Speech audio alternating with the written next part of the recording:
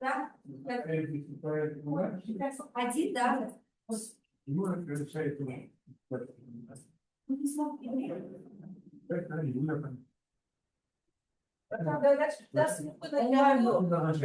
Yok, that's можно отсутствие собой без ума. Пойдем? Пойдем? Пойдем? Вот я прекрасно, прекрасно. Конечно, или это что? Тогда я все вижу,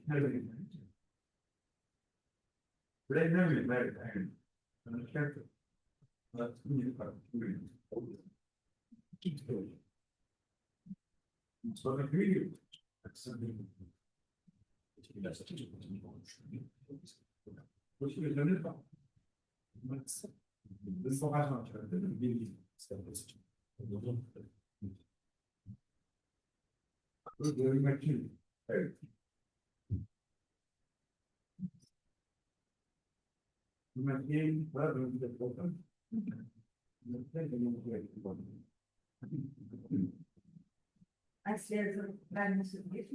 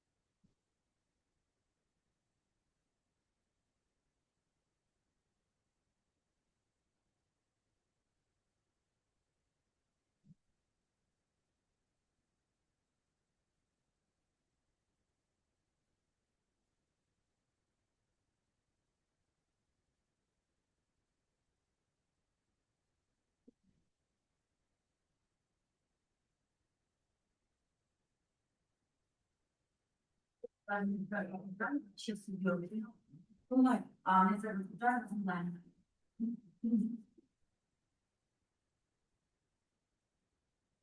Давайте что.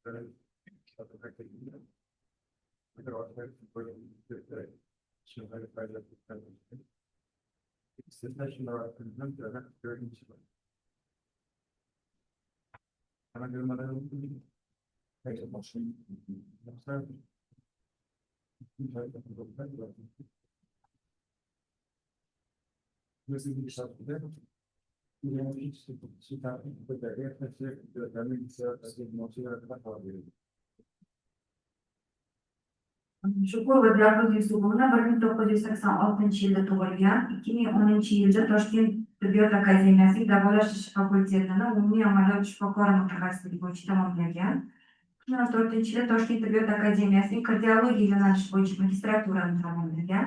2016 yildan 19 yilga qadar Toshkent tibbiyot akademiyasi kardioreanimatsiya bo'limida shifokor bo'lib ishlagan. 2019 yildan hozirgi kunga qadar Respublika ixtisoslashtirilgan kardiologiya ilmiy amaliy tibbiyot markazining arterial gipertenziya laboratoriyasida kichik ilmiy xodim va xalqaro aloqalar bo'limida marketing marketologi sifatida faoliyat yuritib kelmoqda.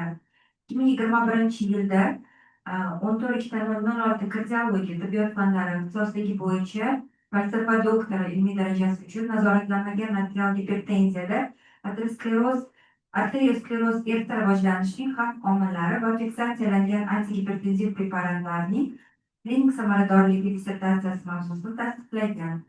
Dissertatsiya mavzusi bo'yicha jami 10 ta ilmiy ish, shulardan O'zbekiston Respublikasi Oliy attestatsiya komissiyasining fan doktor dissertatsiyalari asosiy ilmiy natijalarini chop etish tavsiya etilgan ilmiy nashrlarda 4 ta maqola, jumladan 2tasi xorijiy va 2tasi mahalliy jurnallarda nashr etilgan. Bundan tashqari bitta uslubiy tavsiyanoma ishlab chiqilgan. Tibbiyot fanlari bo'yicha falsafa doktori dissertatsiyasi mavzusi O'zbekiston Respublikasi Innovatsiya vazirligi huzuridagi Oliy attestatsiya komissiyasida TIP 2418 raqam bilan ro'yxatga olingan. Barcha keltirilgan hujjatlar Oliy attestatsiya komissiyasi talablariga javob beradi.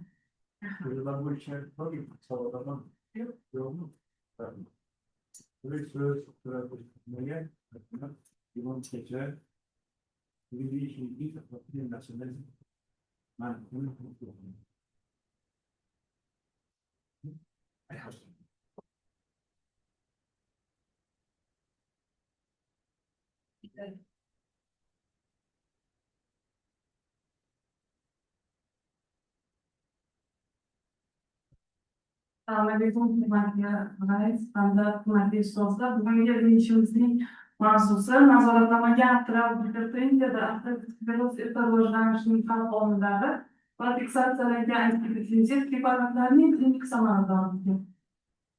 2019 yil Jahon sog'liqni saqlash tashkilotining STEPS tadqiqoti natijalariga ko'ra O'zbekistonda arterial gipertenziyani katta yoshli aholi orasida tarqalganligi 38% tashkil qilgan.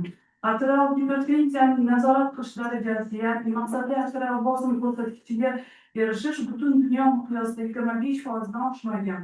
Bunda rivojlangan mamlakatlarda 26-70%, iqtisodiy rivojlanayotgan mamlakatlarda 10-15% tashkil qilishi ta'kidlangan. 2016 yil Dunbaston tomonidan arterial gipertenziyani dori preparatlari bilan nazoratlanishda quyidagi tasnifni amaliyotga kiritdi. 3 tagacha antigipertenziv dori vositalarida maqsadli ko'rsatkichga erishganda nazoratlangan arterial gipertenziya deb ataldi. 3 tagacha antigipertenziv dori vositalarida maqsadli ko'rsatkichga erishmaganda nazoratlanmagan arterial gipertenziya deb ataldi. Tarkibida diuretika bo'lgan 3dan ortiq antigipertenziv dori vositalarida qon bosimi nazorat qilinganda nazoratlangan rezistent arterial gipertenziya deb ataldi. 3tadan ko'p lekin 5tadan kam bo'lgan antigipertenziv dori vositalarida nazoratlangan qon bosimini nazoratlanmagan rezistent arterial gipertenziya deb ataldi. Tarkibida diuretika, mineralokortikoid retseptor antagonisti qo'shilgan 5tadan ortiq antigipertenziv dori vositalarida maqsadli ko'rsatkichga erishmaganda bunda refraktor arterial gipertenziya deb ataldi. Nazoratlanmagan arterial gipertenziya doimo yuqori xavf stratifikatsiyasida bo'ladi. Nishon a'zolar shikastlanishi, yurak qon tomirlari madorlanishi, buyraklar shikastlanishiga olib keladi. Infarkt, insultlar sababchisi bo'lib qoladi. Bunda markaziy arterial bosim ko'rsatkichining yuqori bo'lishi, arteriyalar erta qarishi, ya'ni arterioskleroz jarayonining avj olishi ham noxush prognostik marker sifatida o'rganilmoqda va oxirgi paytlarda keng muhokamalarga sabab bo'lmoqda. Ilmiy ishimizning maqsadi yuqori xavfga ega nazoratlanmagan arterial gipertenziyali bemorlarda arterioskleroz rivojlanish xavfini va 3 komponentli antigipertenziv dori vositalarining fiksatsiyalangan va erkin kombinatsiyalarining klinik hamda nishon a'zolar protektiv samaradorligini qiyosiy baholash. Ilmiy ishimizning oldimizga qo'yilgan maqsadlar yuqori xavfga ega nazoratlanmagan arterial gipertoniya bemorlarda arteriyalar erta qarishi, arterioskleroz bilan bog'liq klinik va funksional indikatorlarni aniqlash, 3 komponentli antigipertenziv dori vositalarining kombinatsiyasini fiksatsiyalangan va erkin kombinatsiyali rejalarning antigipertenziv samaradorligini va maqsadli arterial bosimga erishish darajasini taqqoslash, 3 komponentli dori vositalari fiksatsiyalangan va erkin kombinatsiyalarning 24 haftalik davolash fonida arterial bosim sutkalik profiliga ta'sirini baholash, 3 komponentli dori vositalari fiksatsiyalangan va erkin kombinatsiyalarning nishon a'zolar shikastlanishi jarayoniga protektiv ta'sirining qiyosiy samaradorligini aniqlash hamda nazoratlanmagan arterial gipertoniyali bemorlarning maqsadli arterial bosim darajasiga erishish uchun antigipertenziv davolash rejalarini takomillashtirish edi. Tekshiruv protokoliga ko'ra Respublika ixtisoslashtirilgan kardiologiya ilmiy amaliy tibbiyot markaziga murojaat qilgan, 2 tabletka rezistent bo'lgan, ya'ni 3tagacha antigipertenziv dori vositalarini ichgan, lekin maqsadli arterial qon bosimi ko'rsatkichiga erishmagan 126 nafar ayol va erkakdan iborat bemorlar tekshiruvimizga jalb etildi. Tekshiruvda ochiq konvert usulida 2 guruhga ajratildi. Birinchi guruhimiz bu 64 nafar bemordan iborat bo'lib, 3 komponentli antigipertenziv dori vositasi, ya'ni perindopril, indapamid, amlodipinni fiksatsiyalangan holatda qabul qildi. Ikkinchi guruhimiz xuddi shu tarkibli dori vositasini erkin kombinatsiyada qabul qilgan 62 nafar bemordan tashkil topdi. Tekshiruv etaplari davolashdan oldin hamda davolashning 24-haftasida amalga oshirildi. Birlamchi ko'rik asosida ofis arterial qon bosimi, antropometrik ko'rsatkichlar, tana vazni, yurak qisqarish soni hamda davolashga bo'lgan moyillikni aniqlash maqsadida umumiy suv normasi o'tkazildi. Laborator tahlillari asosida qonda lipid spektri, glyukoza, kreatinin, mochevая kislota, mikroalbuminuriya hamda ko'rtokchalar filtrlash tezligi tekshiruvni o'tkazildi. Instrumental tekshiruvlar asosida ekokardiografiya, prototikal arteriyalar uzisi, ablatsiyon tonometriya, arterial bosim sutkalik monitorlash tekshiruvlari amalga oshirildi. Tadqiqotga kiritmaslik mezonlariga ko'ra simptomatik arterial gipertenziya, zo'rg'ish stenokardiyasi 3-4 funksional sinf, oxirgi 6 oy ichida bosh miya o'tkir qonlanish buzilishi o'tkazgan bemorlar, surunkali yurak yetishmovchiligining 2-3 bosqichi, yurak ritmi va o'tkazuvchanligining buzilishi, nostalgik stenokardiya barcha ko'rinishlari, modda almashuvining buzilishining og'ir ko'rinishi, jigar va buyrak yetishmovchiligi, insulinga muhtoj antidiabetning 2 turi, og'ir yondirish kasalliklar hamda bemor tomonidan tadqiqotga norozilik bo'lganda kiritilmadi. Bemorlardagi irsiy omil, chekish kabi xavf omillar, yurak ishining kasalligi, zo'rg'ish stenokardiyasi, qandli diabet 2-tur, bosh miya o'tkazilgan bosh miya qonlanish buzilishi kabi qo'shilgan klinik holatlar hamda yurak qon tomir remodellashi ko'rsatkichi bo'lgan chap qorinchi gipertrofiyasi, chap qorinchi distolik disfunksiyasi, shu bilan birga mikroalbuminuriya kabi ko'rsatkichlar umumiy guruhda hamda guruhlar kesimida, birinchi, ikkinchi guruhlar kesimida tahlil qilindi. Tahlil natijalari asosida guruhlar o'rtasida statistik ishonchli farq qayd etilmadi. Bemorlarning yoshi, kasallik davomiyligi, tana vazni indeksi, bel aylanasi, sistolik, diastolik, o'rtacha arterial bosim ko'rsatkichlari, chap qorincha miyokard massasi indeksi, puls to'lqin tezligi, mikroalbuminuriya hamda ko'ptokchali filtrlash tezligi natijalariga ko'ra umumiy guruhda hamda guruhlar kesimida alohida tahlil o'tkazildi. Tahlil natijalarida guruhlar o'rtasida statistik ishonchli farq qayd etilmadi. Arteriosklerozni tashxislash maqsadida 119 nafar bemorga ablatsiyon tonometriya tekshiruvi o'tkazildi. Puls to'lqini tezligi 10 metr sekunddan yuqori hamda 10 metr sekunddan past bo'lgan bemorlarda ofis ambulator markaziy arterial bosim taqqoslandi. Arteriosklerozdan darak beruvchi puls to'lqini tezligi 10 metr sekunddan yuqori bo'lgan bemorlarda ofis ambulator va markaziy sistolik arterial bosim bilan birga markaziy puls bosimi ishonchli yuqori bo'ldi.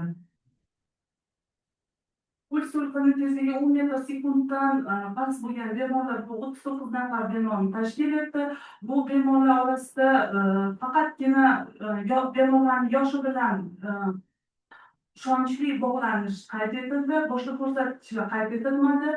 Puls sur'atining tezligi 10 metr sekunddan yuqori bo'lgan bu 80 nafar bemorni tashkil etib, bu bemorlar bilan arterial bosim sutkalik, ofis qon bosimi, markaziy arterial bosim, qalb omillar, chap qorincha remodellashishi hamda metabolik ko'rsatkichlar bilan ishonchli korrelyatsion bog'lanish qayd etildi.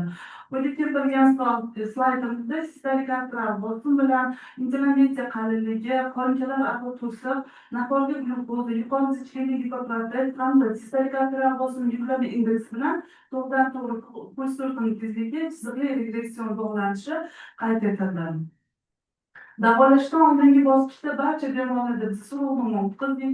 So'rovnoma natijalariga ko'ra 20 nafar bemor 3 komponentli antihipertenziv dori vositasini qabul qilishiga qaramasdan maqsadli ko'rsatkichga erishilmaganligi aniqlandi. 100 nafar bemorda 2 komponentli antihipertenziv terapiyada bo'lganligi hamda 6 nafar bemor yuqori qon bosimi bo'lishiga qaramasdan faqatgina monoterapiyada bo'lganligi aniqlandi. Davolashdan oldingi bosqichda ikkala guruhda ham 3 komponentli, ya'ni pirindaprin, amlodipin dori vositasida ikkala guruh o'rtasida dozalarni titrlashda statistik farq qayd etilmadi. Bemorlardagi sistolik arterial bosim, diastolik arterial bosim, o'rtacha arterial bosim ko'rsatkichlari olib borgan davo muolajasi natijasida 24 haftalik kuzatuvga ko'ra ikkala guruhda ham ijobiy samara qayd etildi. Lekin aynan birinchi guruh fiksatsiyalangan kombinatsiyada qabul qilgan birinchi guruhimizda bu ko'rsatkichlar to'liq me'yor qiymatga kelganligini ayta olishimiz mumkin. Shu bilan birga asosiy maqsadli sistolik arterial bosim darajasi birinchi guruhda 94%, ikkinchi guruhda 83% bemorlar erishdi. Tavsiya etilgan maqsadli bosim darajasi esa birinchi guruhda 70%, ikkinchi guruhda 42% bemorlar erishdi. Maqsadli diastolik arterial bosim darajasiga ko'ra birinchi guruhda 88% bemorlarda kuzatilgan bo'lsa, ikkinchi guruhdagi bemorlarda 73% qayd etildi. Birinchi guruhda sistolik hamda diastolik arterial bosim pasayish darajasi 27 hamda 21% qayd etilgan bo'lsa, ikkinchi guruhda sistolik va diastolik arterial bosim pasayish darajasi 22 hamda 18% tashkil etdi. O'rtacha sutkalik, o'rtacha kunduzgi, o'rtacha tungi sistolik hamda diastolik arterial bosim darajalariga ko'ra ikkala guruhda ham ijobiy natijalar qayd etildi deb ayta olamiz. Aynan fiksatsiyalangan kombinatsiyada qabul qilgan birinchi guruhimizda bu ko'rsatkichlar to'liq me'yor qiymatga kelganligini ayta olamiz. Variabillik ko'rsatkich natijalariga ko'ra o'rtacha sutkalik, o'rtacha kunduzgi, o'rtacha tungi sistolik hamda diastolik variabillik ko'rsatkichlari ikkala guruhda ham dastlabki natijalarga ko'ra ijobiy natijalar ko'rsatdi. Bu ko'rsatkichlarımizda ham aynan fiksatsiyalangan kombinatsiyada to'liq me'yor qiymatga kelganligini qayd etishimiz mumkin ishonchli. Shu bilan birga kunduzgi sistolik, diastolik, tungi sistolik, diastolik yuklama indeksi aynan fiksatsiyalangan kombinatsiyalarda qabul qilgan bemorlarimizda to'liq me'yor qiymatga kelganligini ishonchli ayta olamiz. Markaziy sistolik arterial bosim, markaziy diastolik arterial bosim, markaziy puls bosimi, puls sur'atining tezligi natijalariga ko'ra ikkala guruhimizda ham ijobiy natijalar qayd etildi. To'liq me'yor qiymatga kelishiga ko'ra aynan birinchi guruhimiz bunda ustunligini ko'rsatdi. Birinchi guruhda puls sur'atining tezligi 11 metr sekunddan 8,6 metr sekundgacha pasayishi bu 77% bemorlarda qayd etilgan bo'lsa, ikkinchi guruhda 11 metr sekunddan 9,5 metr sekundgacha pasayishi bu 61% bemorlarda qayd etildi. Yetarlilik ko'rsatkichlar asosida faqatgina biza kreatinni ayta olamiz. Fiksatsiyalangan kombinatsiyada qabul qilgan bemorlarda kreatin miqdori ishonchli pasaydi. Natijada esa bu guruhdagi bemorlarda to'xtovchan filtrlash tezligi ishonchli oshganligini qayd etishimiz mumkin erkin kombinatsiyaga qaraganda. Qon tomirlar, yurak qon tomirlarini dallanish belgilari bo'lgan bu qorinchalar aro to'siq, chap qorincha orqa devori, chap qorincha miokard massasining indeksi kabi bir qancha ko'rsatkichlar ikkala guruhimizda ham ishonchli ijobiy natijalar qayd etildi. Shu bilan birga chap bo'lmacha hajmi indekslangan ko'rsatkichi aynan fiksatsiyalangan kombinatsiyada to'liq me'yor qiymatiga kelganligini ayta olamiz. Davolashdan oldingi bosqichda barcha bemorlarda davolashga bo'lgan moyillikni aniqlash maqsadida MMR 8 suv normasini o'tkazdik. Davolashga bo'lgan moyillikni baholash maqsadida bunda 8 ta savoldan iborat bo'lib, bemorni antihipertenziv dori vositasiga qay darajada munosabati, o'z vaqtida ichishi, dori vositasini vaqtida ichmasligiga monelik, ya'ni xotirani pastligi yoki boshqa bir qancha qarshi ko'rsatmalar savollar orqali aniqlanadi. 8 ball to'plagan bemorlar yaxshi davolashga moyillikli bemorlar deb baholanadi. 6-7 ball to'plaganlar o'rtacha davolashga moyillik, 5 ball va undan past to'plagan bemorlar past davolashga moyillik deb baholandi. Umumiy guruhda bemorlarni yosh kesimida o'rganishga qaror qildik. Bu olingan natijalarga ko'ra davolashdan oldin har bir yosh kesimida asosiy ustunlik past davolashga moyillik qayd etilgan bo'lsa, davolashning 24-haftasida 45 yoshgacha bo'lgan bemorlarda past moyillik saqlandi. Yosh oshgan sari davolashga bo'lgan moyillik oshganligini ko'rishimiz mumkin. Xuddi shuningdek, guruhlar kesimida ham davolashga moyillikdan o'rgandik. Bunda ikkala guruhlar ham davolashdan oldingi bosqichda asosiy ustunlik bu 5 ball va undan past ball to'plagan past moyillikli bemorlar qayd etilgan bo'lsa, 24-haftasida fiksatsiyalangan kombinatsiyada davolashga bo'lgan past moyillik ishonchli kamaydi. Natijada davolashga bo'lgan o'rtacha va yuqori moyillik ishonchli oshganligini qayd etishimiz mumkin erkin kombinatsiyaga qaraganda. Bemorlarda foydalanilgan dori vositasini maksimal hamda minimal dori vositalarini titrini baholaganimizda davolashdan oldingi bosqichda maksimal hududda qabul qilgan bemorlar ikkala guruhda ham deyarli farq qayd etilmadi. 24 haftalik davolanish natijasida maksimal hududda qabul qilganlar soni ishonchli kamaydi. Fiksatsiyalangan kombinatsiyada natijada minimal hududda qabul qilganlar ishonchli oshdi. Erkin kombinatsiya guruhida qabul qilgan bemorlarimizda maksimal dozada qabul qilganlar soni deyarli o'zgarishsiz qoldi. 24 haftalik davolanish fonida olib borgan kuzatuvlarimiz natijasida 3 komponentli antihipertenziv dori vositasini aynan fiksatsiyalangan kombinatsiyada qabul qilgan birinchi guruhimizda dori vositasini ishonchli dozasini titri kamayganligini qayd etishimiz mumkin erkin kombinatsiyaga qaraganda. Bemorlarda davolash rejalarini farmakoiqtisodiy samaradorligini biza umumiy qabul qilingan xarajatlar samaradorlik nisbati asosida hisobladik. Bunda ikkita guruhda farmakoterapiya etgan xarajatlar antihipertenziv samaradorlik, ya'ni arterial bosimni maqsadli ko'rsatkichga erishgan bemorlar soniga nisbati olindi. Bunda fiksatsiyalangan kombinatsiyaning antihipertenziv samaradorligi, erkin kombinatsiyaning antihipertenziv samaradorligi, fiksatsiyalangan kombinatsiyaga ketgan umumiy xarajatlar hamda erkin kombinatsiyaga ketgan umumiy xarajatlar asosida hisob-kitob qildik.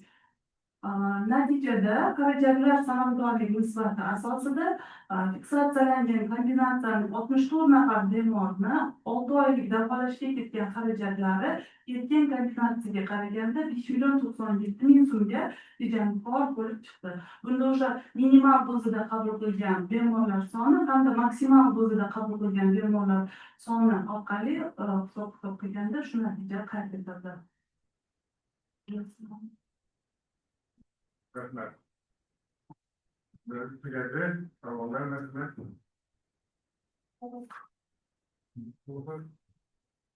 Aynen, şöyle bir sanırım. Gerçekten.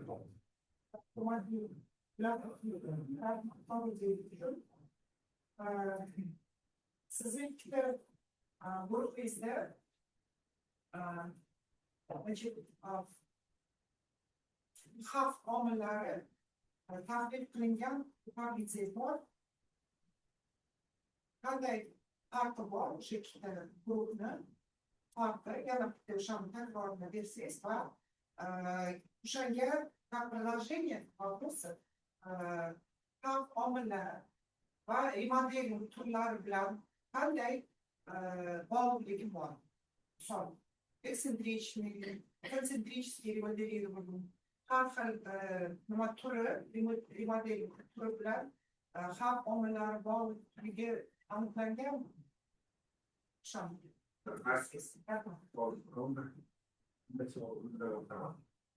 Peki doğrudan merkezinde oldu. Bugün mesela teknik hastanelerde mesela bunlar toplumda yaklaşık. Daha hiçbir yerinden derseniz tekrar işte başladı bakalım. Lisavol biyolojisi bölümlerde birinci, üçüncü derecede hani mesela bakın bozuk değerlendim. Büyüklerden ikincilere fark var, böyle kanal koyuyoruz. Böyle takılmayız.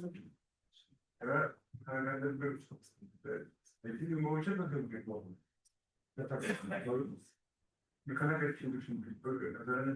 Böyle evlenlere kavga kişileri kanalda böyle uzmancıya kanal yapamadım. İkinci oğlum, Hırsız Gökler olduğunu için. Türkiye'sinin Türkiye'den işte bu Hırsız ilk organizasyon kanalda. Ben başka bakıyoruz da mesela şeye nerede var?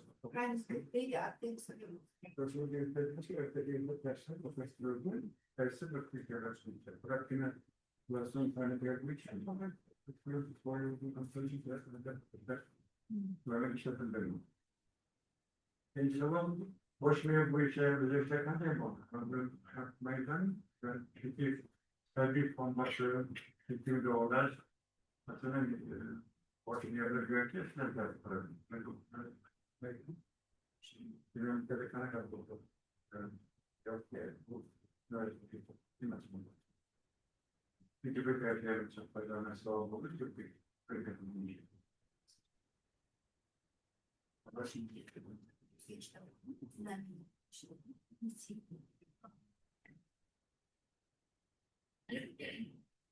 hizmetler sonra var kısım olarak oluyor. Oradaki insan mesela neler alakalı ne öyle. Onun yönetimini özellikle boş bir yerde yönetler tek bunlar da ortadan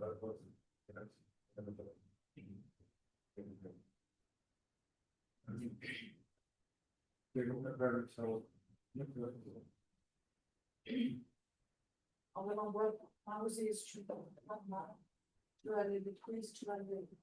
Hani bu yazıları yazılar için.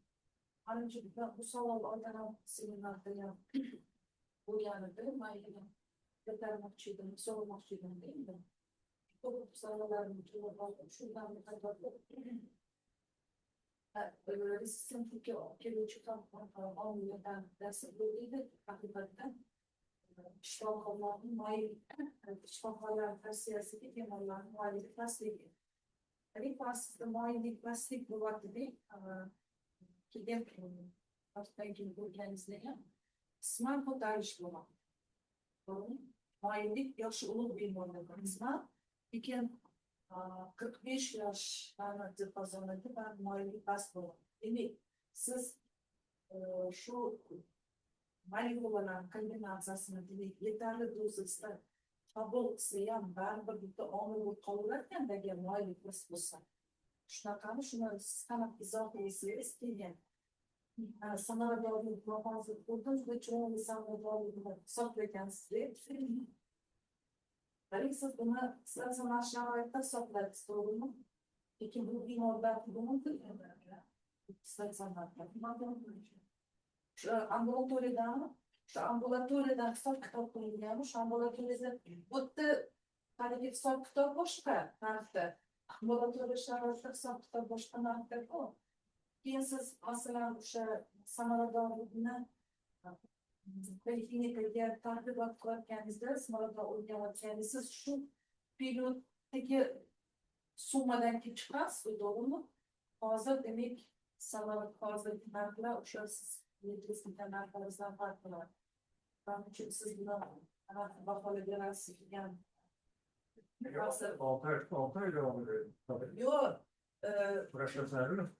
poliklinikada samarador o'rganga ishonch so'ramayman-da, farqlari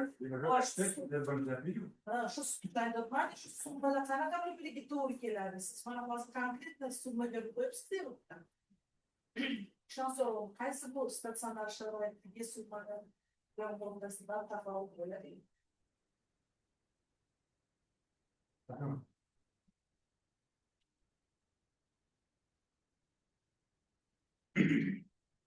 Rahmat shu munosabatingiz bilan uchun siz bilan savolingizga javob bermoqchiman. Sizlarni o'sha slaydda sanayman.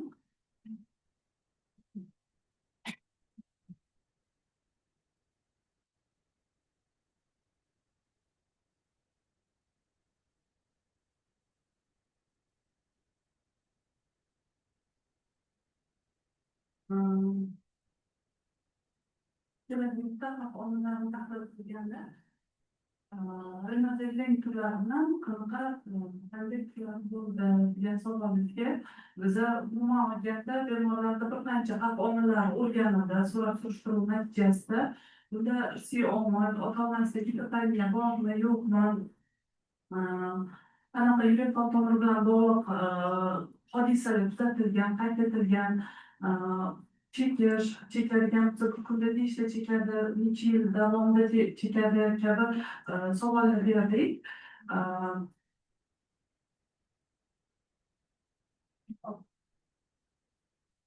Bu olib borgan o'sha tekshiruvlarimiz natijasiga ko'ra bu ikkala guruhda ham ishonchli statistik farq qayd etilmadi.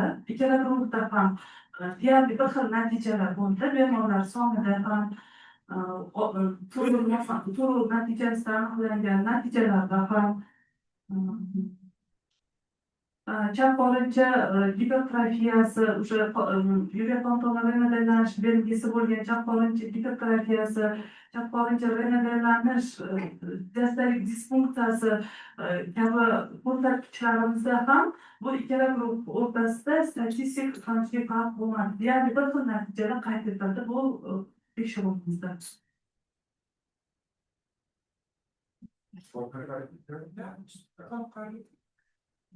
Rahmat, Ravshanbeklar.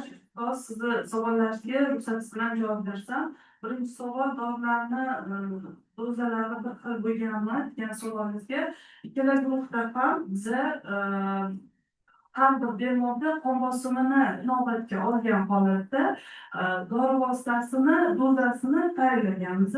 Bizagacha bo'lgan bemorlar bilan ikkita komponent ichgan, lekin maqsadli qon bosimiga erishmagan bemorlar bo'lgan. O'sha uchun bularga 3 ta komponent berdik. Ikkala guruh o'rtasida statistik farq yo'q edi. Bir xil doza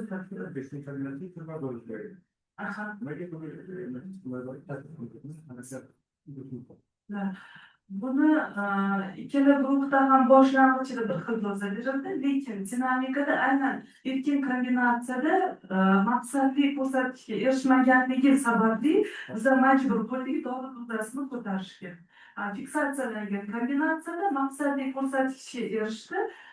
O'shaning uchun maksimal dozadan minimal dozaga o'tishga to'g'ri keldi.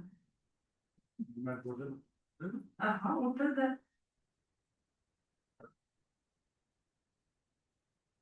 nojo'ya ta'siri kuzatildimi degan savolingizga nojo'ya birinchi,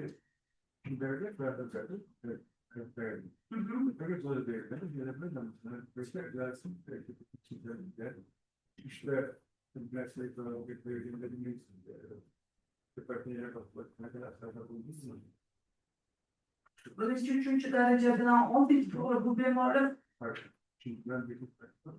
To'g'ri. Birinchi daraja ham, uchinchi daraja ham ro'shanlarlar bizada bitta komponentda bu turib shunaqa qabul qilingan. Biz majbur bo'ldik, uchinchini qo'shib maqsadli ko'rsatkichga erishishga. Bizga 20gacha. Nojo'ya ta'sirlari kuzatildimi degan savolingizga faqatgina bitta bemorda nojo'ya ta'sir kuzatildi. Aynan fiksatsiyalangan kombinatsiya deb ayta olaman. Sababi bu orada Covid bo'lganda shu dori vositasini amlodipin 5 mg o'rniga 10 mg olib, ularda o'sha dori dozasini noto'g'ri qabul qilish natijasida achchiq kuzatildi. Yana uni dozasiga o'tib olgandan keyin bu nojo'ya ta'sir o'tib ketdi. Erta arteriosklerozni kriteriyalar, erta kriteriyalar bormi degan savolingizga albatta bor. Buni kriteriyani o'sha biz asosan puls to'lqin tezligi bilan ablatsion tonometriya bilan aniqlagan bo'lsak, lekin bundan tashqari ham sistolik arterial bosim bilan diastolik arterial bosim o'rtasidagi farq qanchalik katta bo'lsa, bu shunchalik arterioskleroz xavfidan darak beradi. Diastolik bosim past bo'ladi, sistolik bosim baland bo'ladi. O'rtasidagi bosim farqi yuqori bo'ladi. Bu ham o'sha arteriosklerozni ertachi darak beruvchi belgilardan hisoblanadi. Bosh miyada qanaqa ta'sir etdi, o'zgarishlar bo'ldimi degan savolingizga to'g'risini aytsam, buni bosh miyada biza ilmiy ishimizga to'liq bu vazifani qo'ymadik. O'sha uchun buni tahlil qilib natija yo'q. Menda ma'lumot yo'q bu haqida.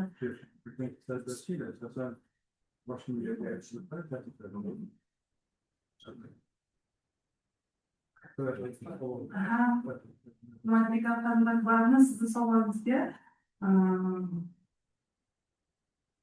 resistentlikka olib kelgan xavf omili bitta muayyana pasayishi yosh o'tgan sari o'sha manipulalar bilan bog'liqlanadigan anaqa.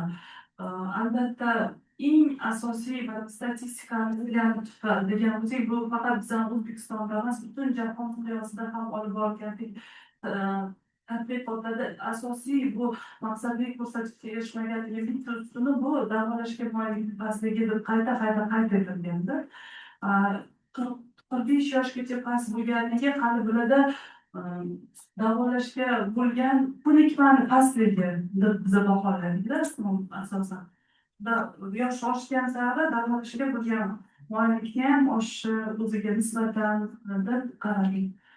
Bemorlarni savodxonligini inobatga olish kerak demoqchi. Siz ma'lumotlaringizda 45 yoshda ham pastlik uchun qoyillik darajasi past bo'lgan uchun maqsadga ko'rsatishga erishisham past bo'ladi. Ambulator sharoitda samaradorlikni biza statsionar emas, ambulator sharoitda o'rgandik. Chunki bizga murojaat qilgan barcha bemorlar 126 ta bilan ambulator bemorlar bo'lgan. Bu bemorlarni dekabr oyidagi natijalarga ko'ra maksimal dozadagi hamda minimal dozadagi dori vositasini o'rtacha summasidan kelib chiqib, 24 hafta davomida qancha sarf xarajatga ketadi, o'shandan kelib chiqib biz nima tadbiq etdik. Lekin siz ambulatorni ham shu statsionarda olib borgansiz, ambulatorda ishlayapsizmi? Shu hisob-kitob shunday TGsini pullar, shunday kardiografiyasini to'g'ri. Chunki poliklinika bilan bitta baribir farq bor, balki sizni summa bundan ham kam chiqadi. Agar ambulatoriya maqsadga savol. Bizda lekin bu klinikada narsa pasayapti.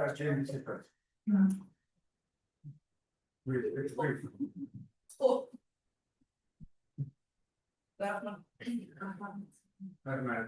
To'g'ri javob bo'ldi. Rahmat. Deklaratsiya shimoliy Rovan bo'ldi. Ya'ni klassifikatsiya keltirgansiz, oson bo'lish uchun shu klassifikatsiya usul bo'ladi. Nazoratlangan, nazoratlanmagan, resistent degan narsa. Savolga mana qarang. Uchinchi nazoratlangan resistent arterial gipertoniya, to'g'rimi? Arterial bosimni nazorat qilish uchun 3 tadan ortiq diuretik bilan birga arterial gipertoniya bo'lishi kerak. Nazorat qilish uchun. nazoratlanmagan rezistentda 3tadan ortiq, lekin 5tadan kam. Ya'ni 4ta deb. Bu birinchisi, mana 3-chini ham 4-chini farqi nimada? Bunda ham 3tadan ortiq bo'lsin. Bunda 4ta bo'lsa nazoratlanmagan bo'ladi. Nazoratlangan rezistent, rahmat Nodirov savolingiz uchun. Nazoratlangan rezistent arterial gipertenziyada albatta 3tadan ortiq bo'ladi. Tarkibida обязательно diuretika bo'lishi kerak. Farqi shunda. Nazoratlanmaganda diuretik bo'lmaydi. Bo'lmaydi.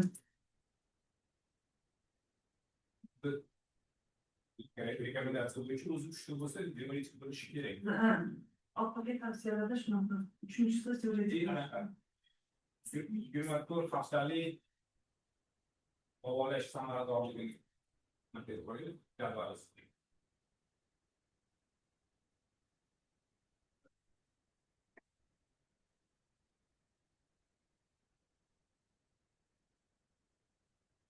Vaqt ko'rsatkichlarimi? Mana shuni Indeksiyonni ko'rsatkichlar. mana indeksiylangan. O'rtacha kunduzgi, o'rtacha tungi besalik sistema.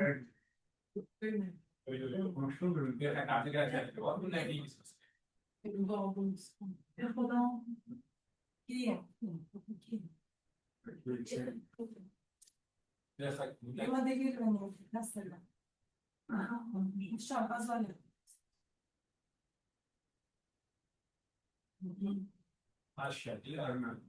Mana qarang, chap to'g'rinchi massa miyokard indeksi 134, aslida ham chap to'g'rinchi massa miyokardi 150 bo'lsa kerak, 134. bu aynan oxirgi rekomendatsiyalarga ko'ra Nodirov tana vazni indeksi 30 gacha bo'lgan, IMT 30 gacha bo'lganda boshqacha formula, 30 dan yuqori bo'lganda boshqacha formuladan kelib chiqib hisoblaganimizda aynan ikki xil ko'rinishini ko'rsatganmiz. Metr kilogramm. Shunaqa. O'tga statistikani qaysi usuldan hisoblagansizlar? Masalan, 3 hafta, 3 oyda 37 dan 34 ga tushgan. Buni 4.0 deydi. При этом стандартная отклонение серьезный, 9 чарпнуть 9. Ma'lumotni asosan o'shanda hisoblaganmiz, hamma ko'rsatkichni. Ma'lumot qo'ydi. Statistikasini. Не связаны тогда с погодой, пару спикеров так я очень дальше. Люди так, чуть если ты исходит динамика,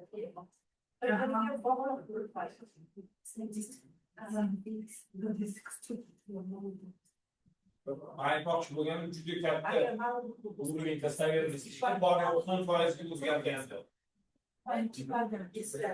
Hammasi chog'lasa, hammasi. Hali masalan bunaqa bo'lsa bo'lmaydi.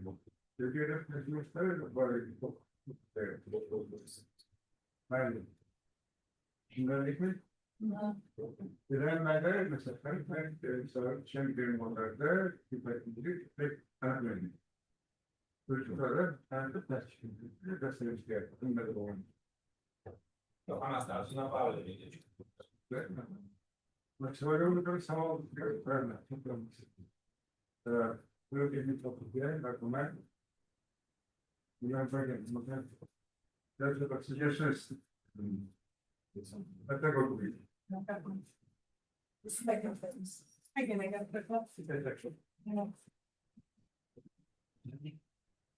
Yaşlı hakkında Assalamualaikum. Teman-teman, selamat kengash a'zolari. Bu endi ishimizda ko'proq amaliyotga yo'naltirilgan ish bo'ldi. Burada genetika boshqa tamoyillarni hozirda qilmadik, lekin aterosklerozni dolzarbligini sal oldinga surdik, chunki xavf tomonlarni hisoblash kerak. Endi bilamiz, YouTube'ga keladigan bo'lsak, 19-yildan beri laboratoriyamizda inson ishimiz cho'zdiki, birinchidan COVID davri bo'ldi, pandemiya, bemorlarni chaqirish qiyin bo'lib qoldi va Belarus institutini 4-farzani ko'rib o'qishga oldilar. Shuning uchun mana endi ishimiz yakunlandi. O'ylaymanki, bu yerda savollar ko'p bo'ldi. Rahmat hamma savollarga. Lekin boshlang'ich narxlar bilasiz, hayajonlar bo'lishi kerak. Aptekalardan so'rov qilib, har bitta dorini boshlang'ich narxlarini noyabr oyi 24-yilga hisoblaganmiz. Shu boshlang'ich narxda fiksirованный kombinatsiya minimalni doza ham maksimalni doza qimmat tushdi boshida. Lekin samaradorlikka qiyoslab kichkina dozada bemorlar ko'proq erishgani, katta dozada kamroq bo'lgani hisoblaganimizda oxirida nazorat fiksirованный kombinatsiya pul jihatdan kam rasxod bo'ldi. Shularni yetkazmoqchi. Rahmat hammaga.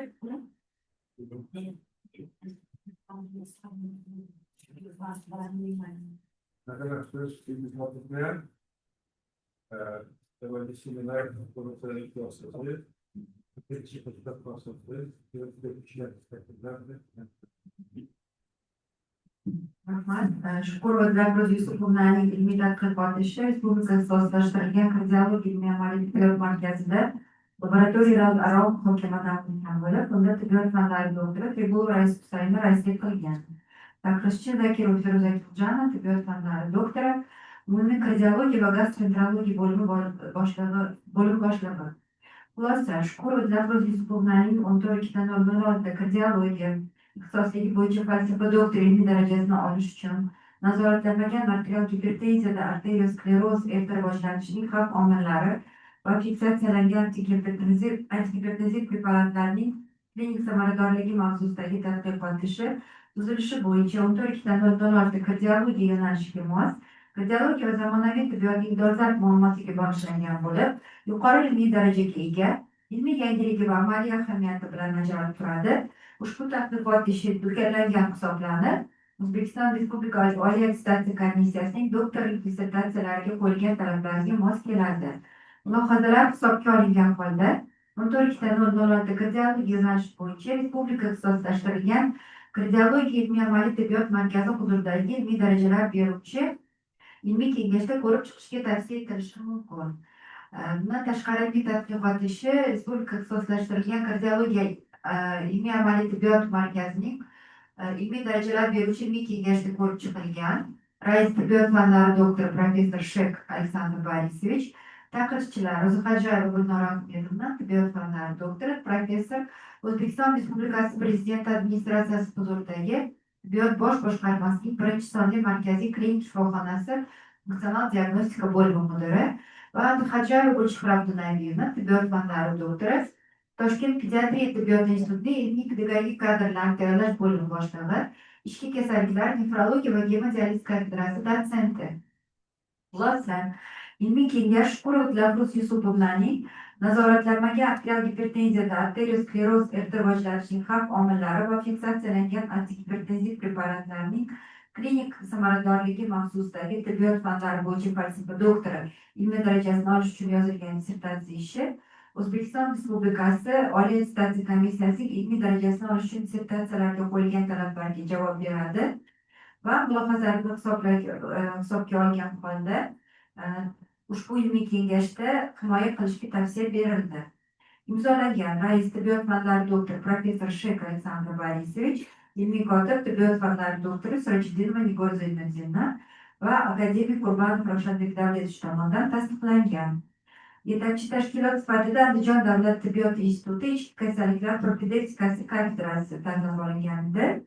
Ushbu kafedrada 2025-28-iyunda kafedra yig'ilishida muhokama qilingan. Xulosa qilib aytganda, Shukurova Dilafruz Yusupovnaning nazoratlanmagan arterial gipertenziyada arterioskleroz erta rivojlanishining xavf omillari va fiksatsiyalangan antigipertenziv preparatlarning klinik samaradorligi mavzusidagi 14/06 kardiologiya yo'nalishi bo'yicha nomzodlik dissertatsiya ishi ilmiy darajasini olish uchun tavsiya qilingan dissertatsiya yuqori ilmiy uslubiy darajada bajarilgan, yakunlangan ilmiy tadqiqot ishi bo'lib hisoblanadi. Unda yuqori xavfga ega nazoratlanmagan arterial gipertenziyani tashxislash va davolashni optimallashtirishga imkon beruvchi ilmiy qarashlar va xulosalar asosiy ravishda ishlab chiqilgan. ish yetarli miqdordagi ilmiy amaliy ma'lumotlar va hisob-kitoblarga asoslangan. Dissertatsiya ishi to'g'ri, mazmunli, tushunarli yozilgan va shakllantirilgan. Har bir bob va umuman dissertatsiya ishi bo'yicha aniq xulosalar chiqarilgan.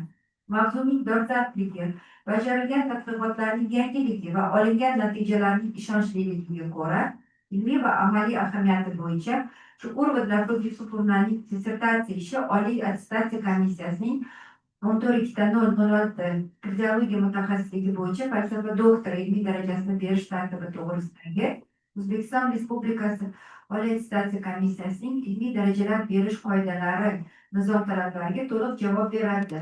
Muallif esa 14/0/06 kardiologiya yo'nalishi bo'yicha falsafa doktori ilmiy darajasiga loyiq deb hisoblanadi. Andijon davlat tibbiyot instituti ichki kasalliklar profilaktikasi kafedrasi mudiri tibbiyot fanlari doktori Musa Shayxov, ichki kasalliklar profilaktikasi kafedrasi kotibi Bidalbayeva va ushbu taqriz Andijon davlat tibbiyot instituti rektori professor Madazimov tomonidan tasdiqlangan. Bundan tashqari ushbu ilmiy ishning avtoriferatiga quyidagi taqrizlar olingan. Birinchisi, Tojikiston Respublikasi Sog'liqni saqlash va aholini ijtimoiy himoyalash vazirligi Sog'liqni saqlash sohasi diplomdan keyingi ta'lim instituti klinik kardiologiya kafedrasi mudiri, Tojikiston Respublikasi Sog'liqni saqlash vazirligi bosh kardiologi, tibbiyot fanlari nomzodi dotsent Mirzullayeva Adolat Rahmatullayevna. Taqriz ijobiy, savollar yo'q. Ikkinchisi, Ostona tibbiyot universiteti ichki kasalliklar, nefrologiya, gematologiya, allergologiya va immunologiya kursi bilan kafedrasi dotsenti, tibbiyot fanlari nomzodi Jusubekova Lazzat Ibrashevna. Taqriz ijobiy, savollar yo'q. Uchinchisi, O'zbekiston Respublikasi Qurolli Kuchlar Harbiy tibbiyot akademiyasining ilm-fan va innovatsiyalar bo'yicha direktor o'rinbosari, tibbiyot fanlari doktori professor Muhammadova Muyassar G'ofurjonova. Taqriz ijobiy, savollar yo'q. To'rtinchisi, Toshkent tibbiyot akademiyasi 2-son oilaviy tibbiyoti ichki kasalliklar kafedrasi professori, tibbiyot fanlari doktori Turakulov Rustam Izzatullayevich. Taqriz ijobiy, savollar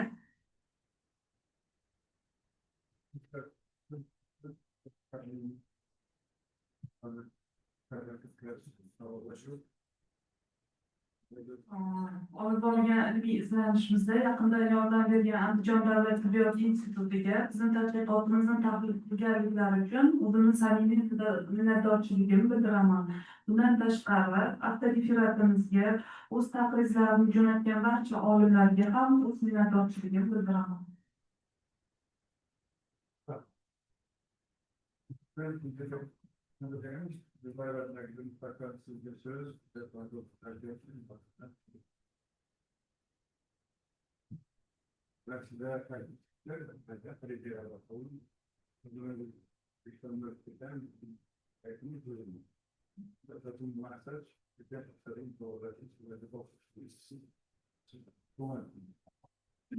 Assalomu alaykum, hurmatli kengash a'zolari.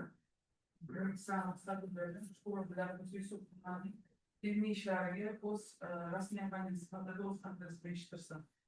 Arterial hipertenziyaning tarqalganlik darajasi to'g'risida umuman gapirsak ham ko'p gapirish mumkin, chunki tarqalgan darajasi juda yuqori. O'lim holatlarining birinchi omili bo'lib hisoblanadi. Jahon Sog'liqni saqlash tashkiloti ma'lumotlariga ko'ra, dunyo bo'ylab 1 milliarddan ortiq kishi arterial hipertenziyaga bugungi kunga chalingan. Bolalarning aksariyati kam va o'rta darajali mamlakatlarda yashaydi. Arterial hipertenziyani davolashning asosiy vazifasi bu qon bosimini maqsadli erishish, qon bosimini maqsadli darajalarga erishish va uni barqaror saqlashdir. Lekin hipertenziyani erta aniqlash, to'g'ri davolash va samarali nazorat orqali amalga oshirish asosiy muammo hisoblanadi. Arterial hipertenziyani epidemiologiyasi va patofiziyologiyasini tushunish, turmush tarzini o'zgartirish choralari hamda dori-darmon terapiyasi optimallashtirish borasida katta yutuqlarga erishilganiga qaramay, juda ko'p bemorlarda arterial bosim me'yor darajada ushlab turishi imkoni bo'lmayapti. Eski Rossiya Federatsiyasi epidemiologik tadqiqotlariga ko'ra, Antihipertenziv dori vositalarini qabul qilayotgan bemorlarning yarmi ko'pi qon bosimining manfaatli darajasiga erisha olmayapti. Alohida muammo sifatida esa refraktor gipertoniya, uning og'ir kechishi, yurak qon tomir kasalliklarining yuzaga chiqish xavfi yuqori bo'lgan holatlar ko'pligi va hokazolar hisoblanadi. Nazoratlanmaydigan arterial gipertoniya eng qiyin boshqariladigan holatlardan biri hisoblanadi va uni qarshi samarali terapiyani topish muammosi hanuz dolzarbdagi saqlab turibdi. Yuqorida qayd etilgan muammolarni atrofligicha yo'nalish bo'yicha Shukur Abdulaziz Yusuf Tumanning ilmiy tadqiqotida o'z aksini topgan. Qo'yilgan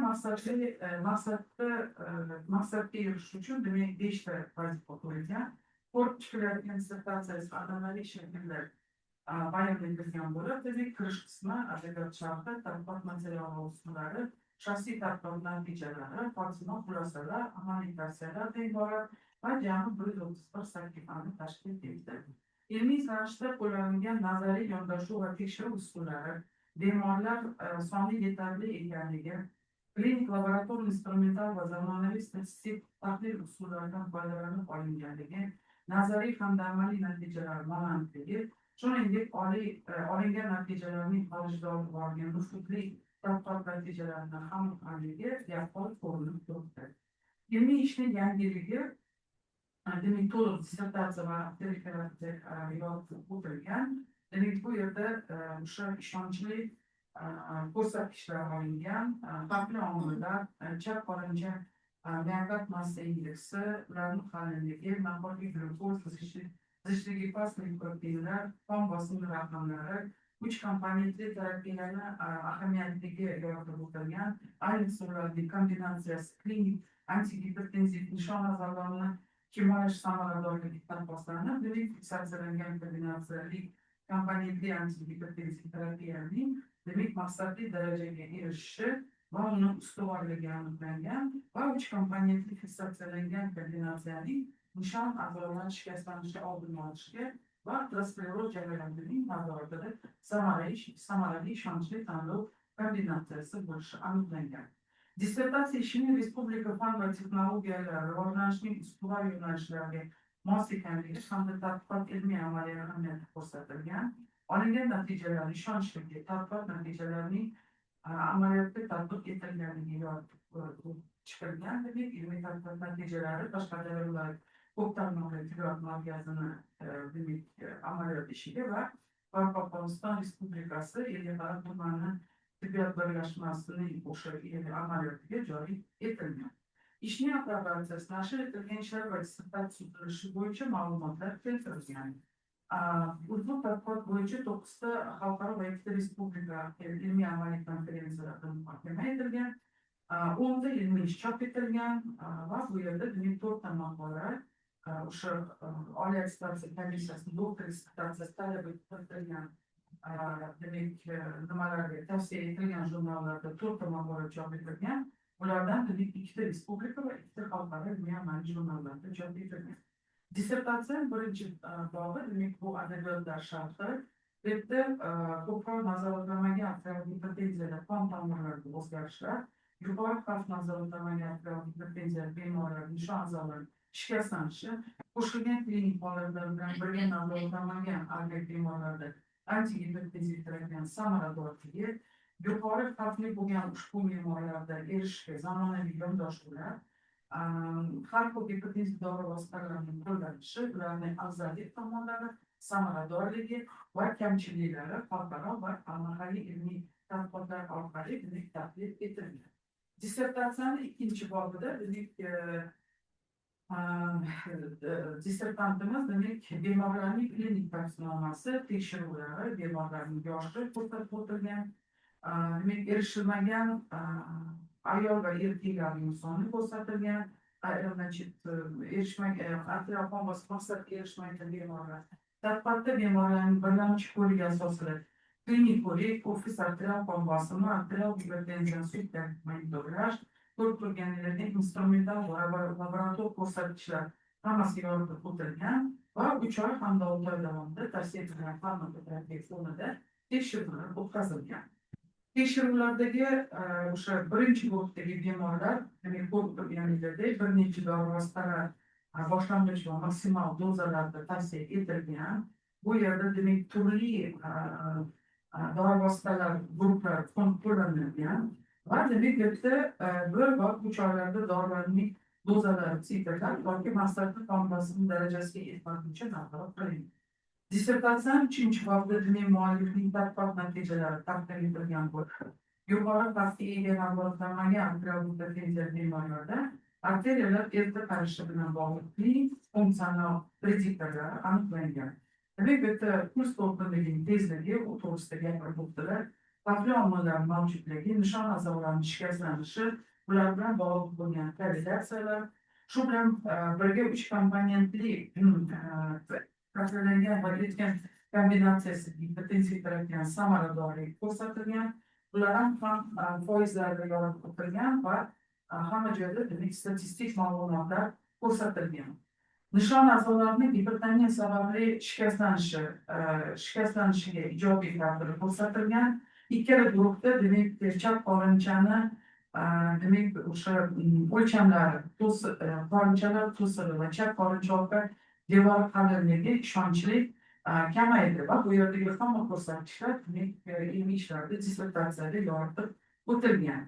Dissertatsiya 4-bobda tadqiqot natijalari 3 komponentli terapiya fiksatsiyalangan va erkin kombinatsiyasida qabul qilingan bemorlarni davolashda bo'lgan muayyanligi baholash maqsadida demak MMS 8 so'rovnoma yosh kesimida hamda guruhlar kesimida o'rganilgan va bu yerda ham demak nazoratlanmagan agillik bemorlarning maqsadli arterial qon bosimini erishish uchun antigipertenziv davolash rejalarini taqsimlashtirish asosida boshlang'ich etapda dozalarni tanlovi va titrlanish natijasida birinchi va ikkinchi guruhlarda demak indepamid va amlodipin dozalarini bir-biriga ishonchli farq qilmagan. 24 haftalik terapiya yakunida fiksatsiyalangan dori preparatlar dozasi erkin dori preparatlar dozalarining ishonchli past bo'lgan va fiksatsiyalangan agentlik rejasining iqtisodiy samaradorligi qayd etildi. Dissertatsiyaning demak oxirgi bobida demak xulosada olingan natijalarni ilmiy demak nuqtai nazardan chop etilgan adabiyotlar bilan birga solishtirib demak bitta muhokama qilingan va dissertatsiya ravon o'zbek tilida yaxshi yozilgan. Dissertatsiya mazmunidan kelib chiqqan xulosalar nazariy va amaliy nuqtai nazardan asoslangan, amaliy tavsiyalar muallifning ma'lumotlari natijalaridan asoslangan. Umuman olganda dissertatsiyada tadqiqot mazmuni maqsadi va vazifalarga muvofiq muallif tomonidan demak olingan natijalar aks ettirilgan. Dissertatsiyaning tahlil jarayonida muallif oldiga qo'ygan maqsad va vazifalarni bajarilganligiga ishonchli hosil qilish mumkin va demak ilmiy ishlarni tashkiloti oliy attestatsiya komissiyasining talablariga ko'ra shunga asosan tuzilgan. Hamda dissertatsiyaga va referatsiyaga kamchiliklarni aniqlamadim. Demak juda yaxshi yozilgan va dissertatsiya tahlil qilish jarayonida bir nechta savollar tug'ildi. Bu savollarni ko'pligini biz birga dissertantlar muhokama qildik. Endi faqat shu ozgina yana ozgina aniqlik kiritish uchun bitta ikkita savollarni qoldirishga qaror qildim. Demak, birinchisi nazoratlanmagan arterial gipertenziyada aterosklerozning erta rivojlanishiga ta'sir qiluvchi asosiy xavfli omillar nimadan iborat bo'ldi? Ikkinchisi bemorlarning yoshi bilan markaziy arterial bosim orasida bog'liqlik aniqlanganmi yoki yo'qmi? Keyingisi nazoratlanmagan arterial gipertenziya fonida fiksatsiyalangan terapiya bilan davolangan bemorlarda yurak qon tomir asoratlarining kamayishi aniqlanganmi? Oxirgi nuqtalar bo'ladi. Va oxirgi savol 3 komponentli fiksatsiyalangan davodan olingan natijalar yuqori samaradorlik erkin kombinatsiyali davo olganlarda kuzatilmadi deb yozgansiz. Buni qanaqa qilib izohlash mumkin degan savol turibdi. Xulosa, demak Shukurov Dilafruz Yusupovning nazoratlanmagan arterial gipertenziyada arterioskleroz erta rivojlanishida xavfli omillar va fiksatsiyalangan antigipertenziv preparatlarning samaradorligi mavzusidagi 14.00.06 kardiologiya ixtisosligi bo'yicha tibbiyot fanlari bo'yicha falsafa doktori PhD ilmiy darajasida olish uchun taqdim etilgan dissertatsiya ishi yakuniy ilmiy ish bo'lib, unda muhim amaliy ahamiyatga ega dolzarb ilmiy tibbiy muammo hal etilgan. Qo'yilgan vazifalarni dolzarbligi, foydalangan materiallar ko'lami, ularni hal qilish usullari va xususiy materiallar hajmi, ilmiy natijalar, yangiligi, xulosalar va amaliy ta'siri bo'yicha ushbu ilmiy ish O'zbekiston Respublikasi Oliy attestatsiya komissiyasi nizomiga asosan falsafa doktori PhD ilmiy darajasi olish uchun talablarga mos keladi. Uning muallifi esa ushbu ilmiy darajaga munosib. Rahmat. Tekrar boş ver nasıl kalması. Aklıma güzel oldu. Üstünde şöyle burada gidiyorsunuz.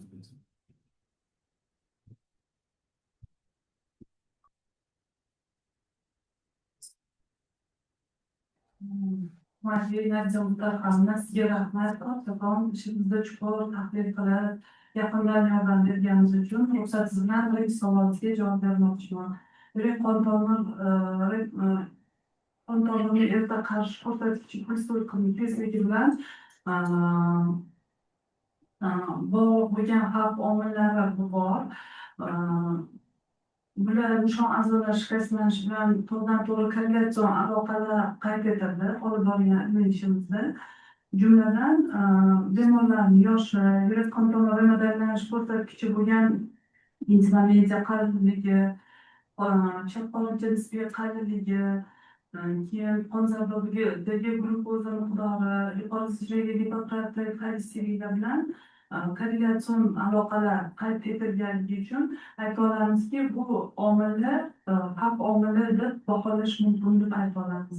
Ikkinchi savolingizga javobim, bemorlarni yoshi bilan arterioskleroz o'rtasida bog'liqlik bormi deb savol berganda, albatta bog'liqlik bor. Bu bog'liqlik yosh o'tgan sari arteriyalardagi o'sha biologik jarayon, ya'ni arteriyalarni qarish jarayoni elastikligi pasayib, rigiddligi oshib, qattiqligi oshishi bilan bog'liq bo'lgan jarayon bo'lganligi uchun to'g'ridan-to'g'ri bu bemorlarda yoshlik ta'siri bo'ladi. Bu bizani olib borgan ilmiy ishimizda ham qayd etilgan, o'sha puls to'lqini tezligi 10 metr sekunddan yuqori va past bo'lganda yagona bemorning yoshi bilan to'g'ridan-to'g'ri korrelatsion aloqani qayd etildi. Bemorlarni sog'liqlarni kamayishiga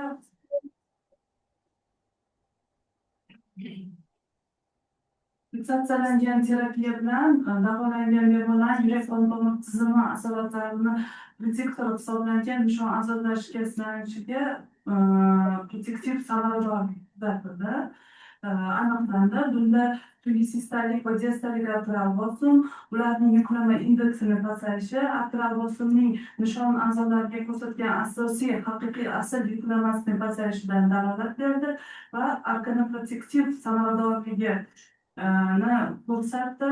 Bundan tashqari fiksatsiyalangan kombinatsiya guruhida arterioskleroz ko'rsatkichi, augmentatsiya indeksi, chap bo'lmacha indeks hisoblangan hajmi, chap qorincha diastalik disfunksiyasi kabi ko'rsatkichlar, keyin shu bilan birga ko'ktokkali filtrlash tezligi ishonchli pasaydi va bioqiymatga erishdi. Bu esa o'z navbatida yurak qon tomir tizimi bilan bog'liq bo'lgan asoratlarning kamayishiga ahamiyatli deb baholaymiz. Oxirgi savoli, bu 3 komponentli fiksatsiyalangan bemorlarda davodan oldingi natijalari yuqori samaradorlik, erkin kombinatsiyali davo olganlarga kuzatilmadi. Buni qanday izohlaysiz degan savolingizga, avvalambor davolashga moyillikni fiksatsiyalangan kombinatsiyali bemorlar guruhida ishonchli o'sgani bilan bog'laymiz. Bu naqani ma'lumki, dori preparatlaridagi moyillik bu dori preparatlar soni bilan ortishi bilan davolashga bo'lgan moyillik pasayishi qayd etiladi. 3 ta preparat bitta tabletkada bo'lishi bu dori vositalarini to'liq qabul qilishga va natijada maqsadli arterial bosim ko'rsatkichiga erishish va klinik iqtisodiy samaraga olib keluvchi omil deb baholaymiz. Ikkinchi tomondan bu 3 ta antibiotik preparatlarni bitta tabletkada qabulda dori vositalarining antisep, ya'ni bir-birini ta'sirini kuchaytiruvchi samarasi bilan ham bog'laymiz. Bu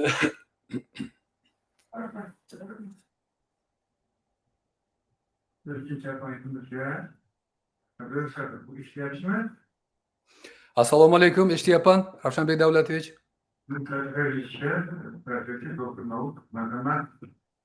Iltimos, aktual bo'yicha nima qilsangiz, birinchi shu taklif qildilar. Sizga so'z marhamat. Xo'p bo'ladi. Muhtaram Ravshanbek Davlatovich, hurmatli kengash a'zolari, mana yuqorida batafsil va asosiy professor Nurillayevaning tahrizini eshitib ko'rdik. Men harakat qilaman. Hurmatli hamkasbalar, mana dunyoda gipertoniya kasalligi keng tarqalgan bo'lib, hozirgi kunda hozirgina aytib o'tishdi, 1.3 milliardga yetib qoldi. Va afsuski, ularning teng yarmi o'zlarida xafakonlik kasalligi borligidan bexabardir. Bu xastalik dunyo bo'yicha o'limning asosiy sabablaridan biri bo'lib qolmoqda hozirgi kunda. Ko'p hollarda gipertoniya mana bilamiz simptomsiz kechadi, faqat asoratlar yuzaga kelgan chog'da xastalik aniqlanadi. Shuning uchun ham bilasizlar, buni sokin qotil deb ataladi. Afsuski, bu xastalikning kech aniqlashi nishon a'zolarida orqaga qaytmas asoratlarni yanada ko'payishiga sabab bo'ladi. Mana men Farg'ona viloyatida 35 yildan beri o'z hissamni qo'shib kelmoqdaman. Afsuski, hozirgi kardiologiya xizmatini rivojlanishi va turli gipotenziv dorilarni kirib kelishiga qaramasdan, aholi ichida rezistent, nazoratlanmagan gipertoniya soni kamaygan emas va ularning safi yurak yetishmovchiligi mana diastolik formasi, ya'ni saqlangan yurak fraksiyasi soni yaqqol aniqlanmoqda oxirgi paytlarda. Buning asosida tomirlar qattiqligi, aorta va magistral tomirlarning elastik qislatlarini kamayishi bilan bog'langan aortaning mana dimfирование deymiz, mana shu xislatini susayishiga olib kelib, sentral qon bosimi va puls bosimiga ta'sir qilgan holda augmentatsiya indekslarini yuqori darajaga keltirib, nishon organlariga o'z ta'sirini ko'rsatadi. Yuqoridagilarga inobatga olgan holatda mana muallif dissertatsiyani maqsadi etib, yuqori xavfga ega nazoratlanmagan arterial gipertoniyalarda, bemorlarda arterioskleroz rivojlanish xavfi va 3 komponentli antigipertenziv dori vositalarining fiksatsiyalangan va erkin kombinatsiyalarining klinik samarasi hamda nishon a'zolar protektiv samaradorligi qiyosiy baholash deb tanilgan. Quyidagi maqsadlarni amalga oshirishda qo'ygan vazifalar mana yuqorida aytib o'tdilar. Mana bir takrorlashga men ruxsat bersalaringiz, yuqori xavfga ega nazoratlanmagan arterial gipertoniyali bemorlarda arteriyalar erta qarishi bilan bog'liq klinik va funksional prediktorlarni aniqlash, 3 komponentli antigipertenziv dori vositalari kombinatsiyasi fiksatsiyalangan va erkin kombinatsiyali antigipertenziv samaradorligini va maqsadli qon bosimiga erishish darajasini o'rganish, 24 haftalik davolash fonida arterial bosim sutkalik profiliga ta'sirini baholash, nishon a'zolar shikastlanishi jarayoniga protektiv ta'sirini qiyosiy samaradorligini aniqlash va 5-inchisi maqsadli arterial bosim darajasiga erishish uchun antigipertenziv davolash rejalarini takomillashtirish edi. Maqsaddan kelib chiqqan holda rejalashtirilgan mana shu 5 ta punktdan iborat vazifalar o'rinli va asoslidir. Ilmiy izlanishda qo'llanilgan nazariy yondashuv va tekshiruv usullar, bemorlarning soni yetarli ekanligi, klinik laborator instrumental va zamonaviy statistik tahlil usullaridan foydalanib olinganligi, nazariy hamda amaliy natijalar monandligi, shuningdek olingan natijalarning xorijiy olib borilgan nufuzli tadqiqot natijalari bilan ham ohangligi yaqqol ko'rinib turibdi. Mana dissertatsiyaning yozish tartibiga keladigan bo'lsak, Oliy attestation komissiyasining talabiga javob beradi. Dissertatsiya kirish, adabiyotlar sharhi, material va tekshirish usullarining izohi, shaxsiy tekshirish natijalari, olingan natijalar mulohazasi, xulosa va amaliy ko'rsatma hamda adabiyotlar ro'yxatdan iborat. Ilmiy tadqiqotning eng afzalliklarini ko'rsatib o'tmoqchiman. Mana shulardan biri yuqori xavfga ega nazoratlanmagan gipertoniyalarda bemorlarda arteriyalar erta qarishi bilan bog'liq klinik va funksional prediktorlarni aniqlashga va nishon a'zolarining shikastlanishi natijasida kelib chiqadigan asoratlarni profilaktikasiga yo'llantirilgan patogenetik terapiyasini tanlash imkoni beradi. Bu bir. Ikkinchisi, muallif tomonidan bemorlarda 3 komponentli antigipertenziv dori vositalari kombinatsiyasini fiksatsiyalangan va erkin kombinatsiyasining antigipertenziv samaradorligi va erta maqsadli qon bosim darajasiga erishishi isbotlangan. Buni barobida mana hozir yuqorida aytib o'tishdi.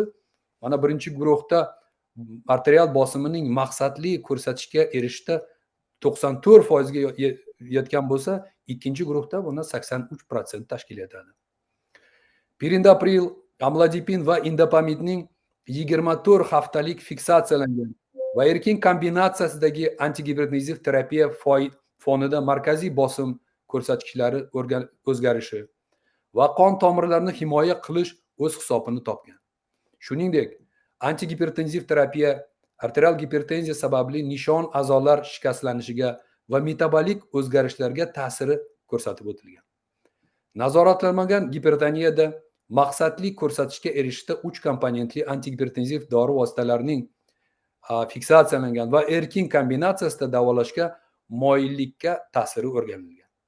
Olingan natijalar muallif tomonidan mukammal mulohaza qilingan va bu borada muallif olgan natijalarini uzoq va yaqin xorijiy olimlarning natijalari bilan taqqoslagan holda bayon qilgan. Olingan natijalarga asoslagan holda muallif amaliyotida zarur ahamiyat kasb etadigan tavsiyalar berilgan. Dissertatsiyaning tahlil jarayonida muallif oldiga qo'ygan maqsad va vazifalarni bajarganligiga ishonch hosil qilish mumkin va qo'yilgan har bir vazifa o'z xulosalarida keltirilgan. Yana bir alohida to'xtab o'tishni o'zimga joiz deb topganman. Bu dissertatsiyani sof o'zbek tilida yozilganligidir. Bu borada dissertant boshqa o'zbek tilida yozishga intilgan izlanuvchilarga o'rnak bo'lsa arziydi degan o'ydaman. O'z misolimda aytishim mumkinki, mana shu rasmiy opponentlik tayyorgarlik ko'rishda davrida o'zimni tilimni funksional holatini ham sal jonlashtirishga erishdim deganga o'xshayman. Mana dissertatsiya tahlil qilish jarayonida bir qator takliflar va savollar tug'ildi. Ruxsat bersalaringiz, birinchi taklifim shundan iboratki, mana yuqori xavfga ega nazoratlanmagan gipertoniya bilan og'rigan bemorlarda arteriya sklerozini aniqlash maqsadida qo'llanilgan puls to'lqin tezligi noinvaziv, juda sodda tekshiruv hisoblanib, yetarlicha haqiqatda informatsiya beradi. Bu tekshiruvni keng miqyosda joriy etilish taklif etaman. Olib borilgan ilmiy ishdagi gipertoniya sababli bo'ladigan asoratlarni oldini olishda ishonchli xizmat qila oladi deb o'ylayman. Ikkinchi, nazoratlanmagan gipertoniya bilan og'rigan bemorlarda 3 komponentli fiksatsiyalangan va erkin kombinatsiyaga ketadigan sarf xarajatlarini va samaradorlik natijalarini alohida e'tirof etish mumkin va amaliyotga keng tatbiq etishni tavsiya qilish o'rinlidir. Tahrir jarayonida yuzaga kelgan bir necha savollarim bor. Ruxsat bersalar shularni aytib o'tsam. Birinchisi, mana siz olib borgan ilmiy ishlaringizda asosan pirindopril, arginin va amlodipin bisilat tuzlaridan foydalangansiz. Aytingchi, mana shu pirindopril va amlodipinning boshqa tuzlari haqida sizlarda ishlaringizda biron xil informatsiya bormi, ma'lumot? Ikkinchisi, yuqori xavfga ega nazoratlanmagan gipertoniya bilan og'rigan bemorlar uchun 3 komponentli antigipertenziv terapiyani aynan fiksatsiyalangan kombinatsiyasi qabul qilgan guruhda kardioprotektiv va nefroprotektiv samaradorliklari nima bilan shu narsani izohlaysiz? Yuqori xavfga ega nazoratlanmagan gipertoniya bilan og'rigan bemorlarda kombinatsiyada qabul qilgan bemorlarda nima sababli erta maqsadli ko'rsatishga erishdik Va oxirgi savolga, mana bu savolga o'sha javob berish shekilli, bu savol shundan iborat ediki, yoshlar kesimida tahlil qilganda haqiqatda mana shu 44 yoshgacha bo'lgan bemorlarda bizda past moyillik saqlanib qolgan edi. Mana shu narsa 4-savol edi. Bunga javobni nima berdilar? Dilafruzxon. Ruxsatinglar bilan men xulosamni aytib o'tsam, keltirilgan taklif va savollar ilmiy ishning dolzarbligi va uning saviyasini hech ham pasaytirmaydi. Va xulosa Shukurova Dilafruz Yusufovnaning nazoratlanmagan arterial gipertenziyada arteriya skleroz erta rivojlanishining xavf omillari va fiksatsiyalangan antigipertenziv preparatlarining klinik samaradorligi mavzusidagi 14.20.06 kardiologiya ixtisosligi bo'yicha tibbiyot fanlari falsafa doktori, ya'ni PhD ilmiy darajasini olish tavsiya etilgan dissertatsiya ishi yakunlangan va shifokorlar amaliyotida arterial gipertoniya kasalligi uchun monand xavf stratifikatsiyasi asosida samarali antigipertenziv terapiya shu hududdagi birlamchi klinik amaliyotga keng tatbiq etishida o'ziga xos ahamiyatga kasb etadi. Dissertatsiya O'zbekiston Oliy attestatsion komissiya talablariga to'liq javob beradi va dissertant esa tibbiyot fanlari bo'yicha falsafa doktori ilmiy darajasini olishga loyiqdir. Rahmatlar sizlarga.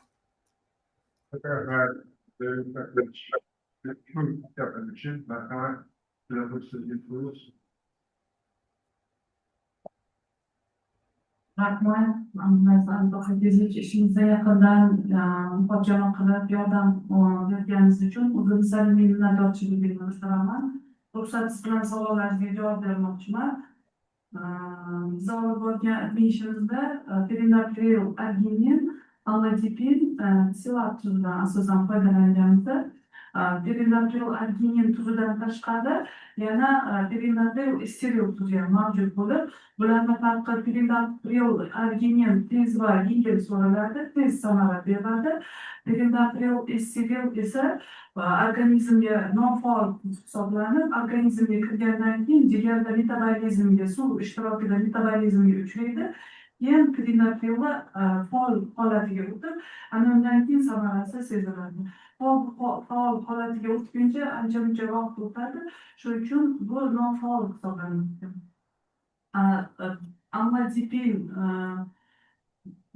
Amlodipin bisilat tuzidan tashqari manilat tuzi ham bor. Yengil tez ta'sir qiladi. Amlodipin bisilat tuzi, manilat tuzi esa bu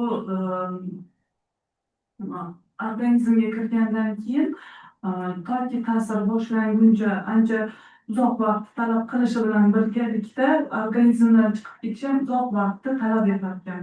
Bu 48 soatdan hatto 72 soat va undan ko'pga ham saqlangan paytlari bo'lar ekan qon tarkibida. Hatto shunda amlodipin arginin tuzidan foydalandik. Amaliyotda ko'p asosan shu ishlatiladi. Amlodipinni bisilatga amaliyotda asosan shu ishlatiladi. Ikkinchi savollarga kompaniyaga antigipertenziv gipertenziya nazoratlanmagan arterial gipertenziya bilan og'rigan bemorlarda 3 kompaniyaga antigipertenziv terapiyani aynan fiksatsiyalangan kombinatsiyada qabul qilgan guruhda kardioprotektiv, hepaprotektiv samaradorligini nima bilan bog'laysiz degan, izohlaysiz degan savollariga bu asosan aynan fiksatsiyalangan kombinatsiyada qabul qilgan bemorlarda davolashga moyillikni yuqori bo'lishi, natijada bemorlarda tabletkalarni o'z vaqtida qabul qilishi, buni samarasi o'laroq kardioprotektiv, nefroprotektiv samaradorligini yuqori bo'lganligi, shu bilan birga qon bosimini arterial qon bosimini me'yoriga bo'lishi bilan birgalikda arterial bosim sistalik, diastalik yuklama bosimiga ta'siri, sutkalik profil buzilishlarini korreksiyasi bilan bog'laymiz asosan. Ayniqsa tungi sistalik va diastalik arterial bosim, tungi arterial bosim yuklamasini ishonchli pasayganligi va yuqoriligi bu kardio va nefroprotektsiya sababi deb izohlaymiz. Keyingi savollarga yuqori qat'iy nazoratlanmagan arterial gipertenziyali bemorlarda nazoratlanmagan arterial gipertenziya bilan og'rigan bemorlarda maqsadli ko'rsatkichga erishmaganligi sababli bu dori vositalari son jihatdan ko'pligi, dozalarni aniq titrlanmaganligini keltirishimiz mumkin. Ilmiy ish protokoli bo'yicha ikkala o'rganilgan guruhda trilapril indapamid amlodipinni boshlang'ich dozalaridan titrlashni boshladik. Gruppalar birinchi oy ko'rsatkichlari bo'yicha deyarli bir xil samaradorlik ko'rsatdi, lekin 3-oydan boshlab fiksatsiyalangan kombinatsiya guruhida moyillikni oshishi sababli bemorlar dorilarni to'xtatmasdan qabul qilishdi. Maqsadli arterial bosim darajasiga erishganlarda dozalarni o'zgartirmasdan, ba'zi bemorlarda esa dozalarni kamaytirib kuzatuv davom ettirildi. Erkin kombinatsiyada 3 oyda qayta ko'rikda arterial bosim ko'rsatkichlariga asoslanib, ba'zi bemorlarda dozalarni oshirishga to'g'ri keldi. Fiksatsiyalangan kombinatsiya qulayligi va davolashga moyillikni oshishi bilan klinik samaradorlikka erta erishdi deb o'ylaymiz. 4-savollari bu boya muhokama qilindi. O'sha 40 yoshdagi yosh kesimida. Rahmat. Cevaplar kanaldaki iştiniz mi? Cevaplar iştiniz mi?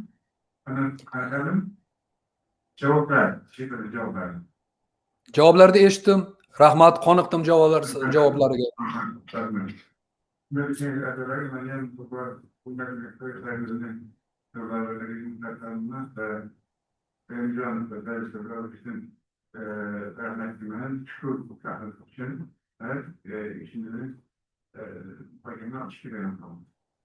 Bakın, tüm bakımlarda böyle çıkmamış. Bakın, arkadaşlar. Evet, İdvan Cevapları'nda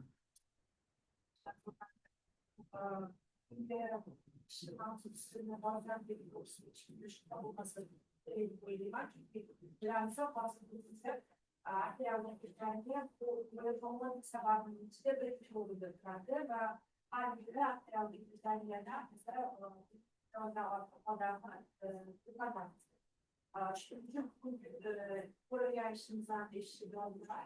Ya da bu işi asas markasıdır başlıklarına ki bu iş bazı zamanlar bir tavsiyelerde doğru tavsiyelerdir.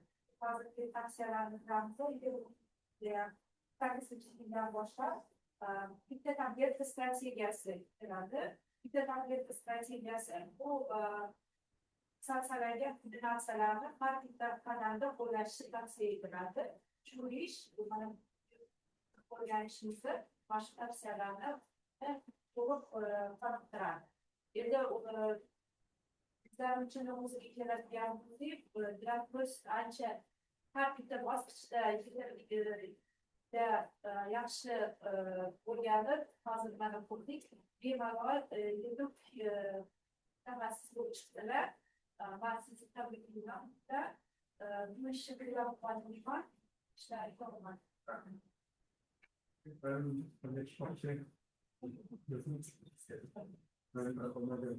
çünkü bu muhabbetlerin mutlu olma, şartları sizin için eklerken ekleri sanatları Naşir şeyler çok baş karyon bulup sıkıntı ve tekken ilişkide netice.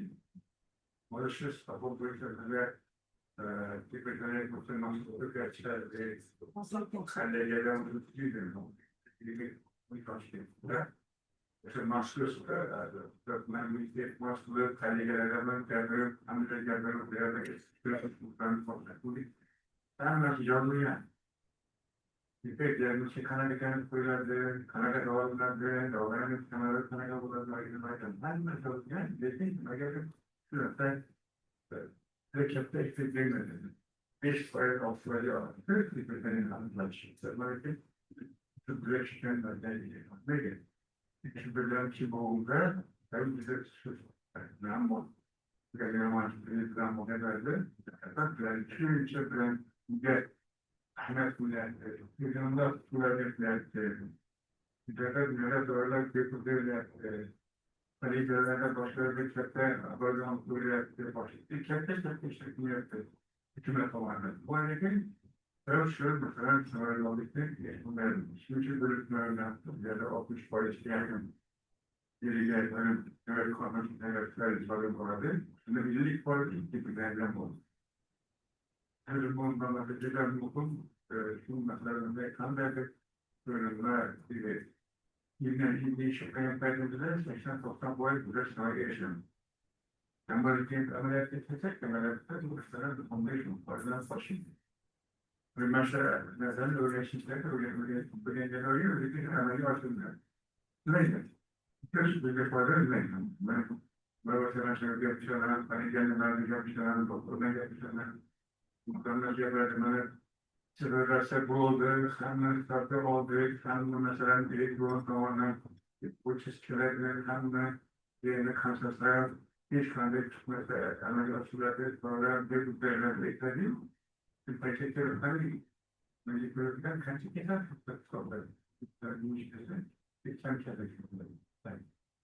Mesela da işte böyle neler şuradan geliyor. Böyle.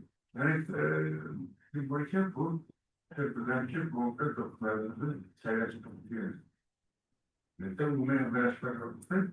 Bu geçer arkadaşlar yani başında bu miktar mesela doğadan farklı çağlar çeşitler geçer, geçenler, tamam biliyoruz antropolojinin başka her nasıl geliyor geçer. Ben çok herkeslerle düşündüğümde, benim gibi ben bu neden hangi yapıyorsun ve bu değil.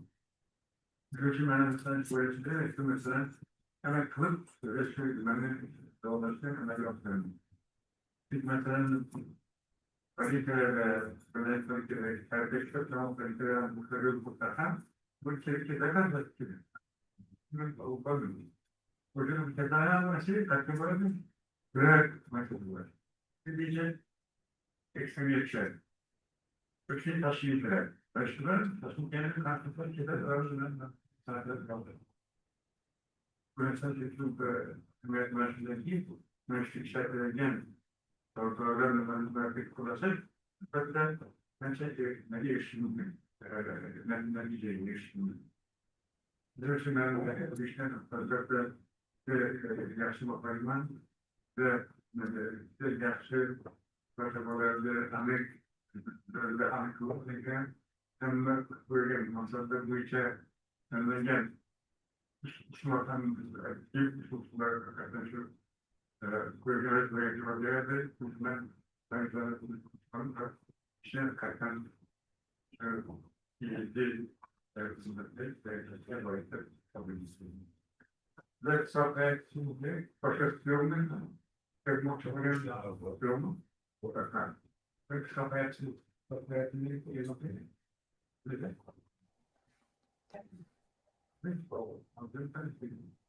Olabilirse ben relevasyon var.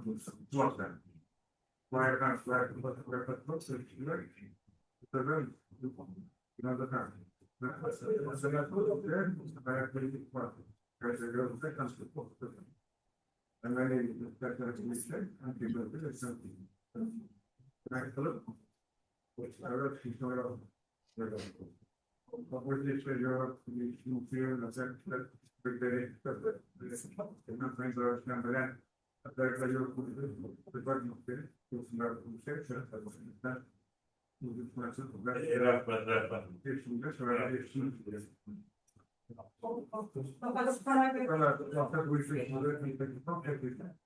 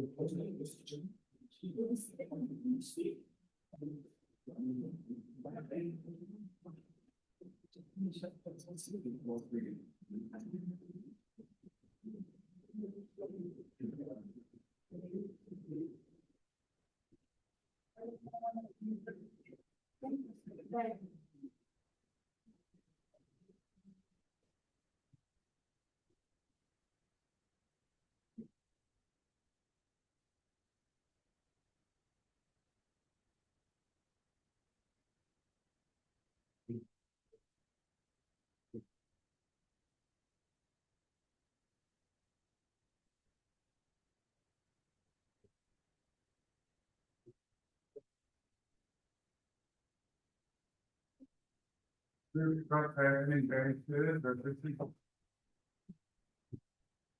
böyle. Göklerden olduğunu tabii. Bunlarda dinleyici arasında dinleyici azaları ceza pesendis hayat temizlesin. Alıban genç kadınlarının bayan sahibi. Yine İbrahim ikinci sakızın çiğli bir bayanın sosyal yapmadı. Servetlerini sesler grupları ve sosyal varlığı. Dörtmanlar doktora bilgine kalan ve dörtmanlar doktora süreciyle belirlenme. Ben mesaj kurulan terapöz bütünlerini onturma Hayata kırıcılık boyunca basalı doktorluğunu derecesi barışı koyduğu disertasyonu birazdan yaşlı dünya ondan sanışını sayılan. Gençler doktorun onda bir şeyler var. Getirip tasdiklengen. Ben doktora ilmi derecesinde ölçeğimi gençler bir halk boyunca avaz veriş kokulan koşunçalar kişi kırpılmayan. Maalesef genç azalardan 9 kişi şu cümleden grup çıkarırken disertasyon sözleri boyunca 9 Nafarkan doktor iştirak ettim. 9'da bülten takatırdı, 2'de bülten takatırdı. Türkçe'de 9'da bülten var, Yunanistan. Avaz verişler geceler. Şkurla, Drafus Yusuflu'nun 14.00 kırzalığı boyunca felsefe doktora. İlmi derecesinin giriş boyunca kuderici avaz verildi. Taraftarlar ise karşılar yok, yararsız bir toplarken bültenler yok. Kindeş azorlarının yüzanı.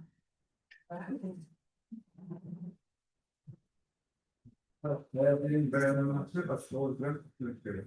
Türkiye'de Doğada tartışmalı hissetmek nasıl olacak? Türkiye'de işte gelsin ki. Tekrar. Hayır.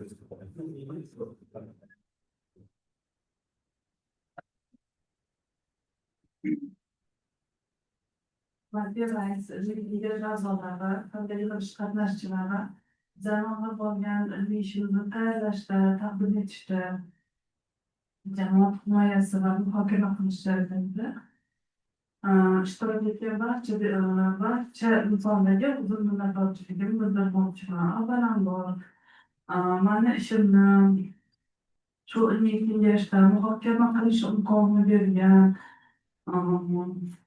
ustozimiz Zafar Davlatovga, markaz direktori Xurshid Davlatovga uzun minnatdorchiligimni bildirib o'taman. Har doim men bilan birga ishlagan, har qanday qiyin vaziyatlarda ham yordamlarini ayamagan ilmiy rahbarim Abdullayev Abdunazar Sattarovga dissertatsiya bajarish jarayonida ko'rsatgan beqiyos yordamlari uchun o'zimdan samimiy minnatdorchilikni bildiraman. Va rasmiy va norasmiy opponentlarga ularning yuqori malakali obyektiv fikrlari uchun chuqur minnatdorchilik bildiraman. Ilmiy ishimizdagi kamchiliklarni aniqlashda va uning ahamiyatini chuqurroq tushunishga yordam berganliklari va umumiy ijobiy baho berganliklari uchun ham rahmat aytaman. Andijon davlat tibbiyot instituti jamoasiga ilmiy ishimga ko'rsatilgan e'tibori va bergan yaqindan yordamlari uchun katta rahmat aytaman. Bundan tashqari avtoreferatimizga bo'lgan e'tiborlari va yordamlari uchun professor ustozlarimizga katta minnatdorchilik bildiraman. Shuningdek, men bu tadqiqotni olib borishim mobaynida Atrial gipertoniya laboratoriyasi jamoasiga, qizlarga hammaga o'zim minnatdorchilik bildiraman. Alohida ta'kidlab o'tmoqchi bo'lganim, bu mani har doim duoda qilib, charchamagan ota-onamga, oila a'zolarimga, yaqinlarimga katta rahmat aytmoqchiman. Ular har doim menga ishonishdi, yonimda bo'lishdi, qiynalgan paytlarimda dalda bo'lishdi.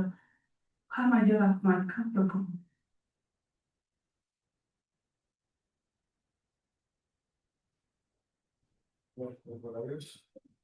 Musunuz, hürmetler, mani. Bunlardan tabii bekleyenlerde, tatlı olarak ilk taraflar, tatlıları bir kısaltma iletişimler var, bir ilişkiler, tatlı olarak, ben bu tatlı alır, ben tavsiye alır, bir kuyuda, cevabıyım. Buraya işte ben öğretmenlerin tasarruf çok layık. Birden